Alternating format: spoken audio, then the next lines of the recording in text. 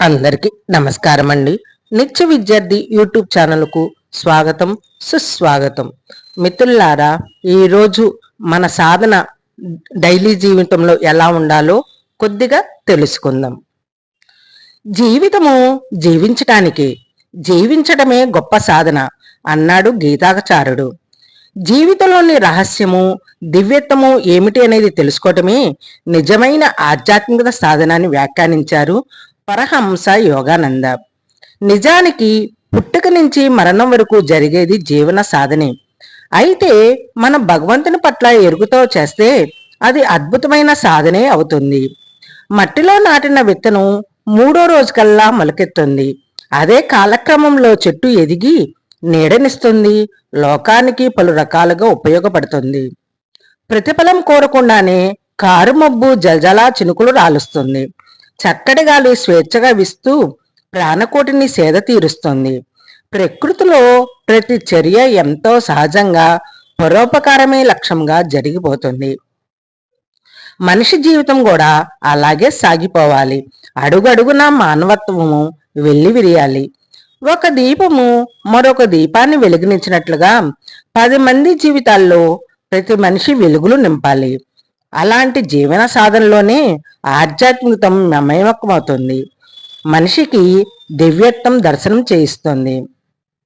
మానవ జన్మను భగవంతుడి ప్రసాదంగా భావించినప్పుడు భక్తిగా 2 చేతుల పైకెత్తి ఈ దివ్య జీవనాన్ని నాకు ఇస్తున్న ఆ పరమాత్ముని మనసులోని ఆహ్వానించాలి.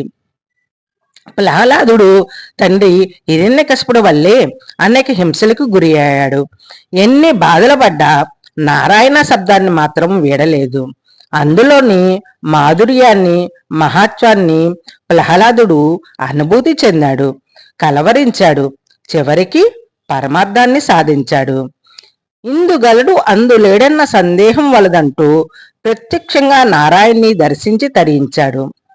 సాధారణ మనిషి కూడా సాధన వల్లే అనేక ధార్మిక ప్రయోజనాలను పొందగలడు. అందుకు నియబద్ధమైన జీవితం గడపాలి. కోరికలు లేని స్థితికి సాధించాలి. ఇటుక మీద ఇటుక పేర్చినట్లు ఆధ్యాత్మిక సౌధాన్ని నిర్మించుకోవాలి. మన మాట, ఆలోచన, చర్య ప్రతి దానిలో నుంచే ప్రతిబింబించాలి. అప్పుడే సమస్త జగత్తు ఏకమై దివ్యమైన ఆనందమైన అనుభవాల్ని మన కోసం ప్రోగు చేస్తుంది.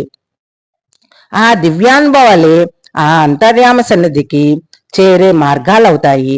ఆ అలౌక్య అనుభూతిని పొందటానికి ప్రతి మనిషి కష్టపడాలి.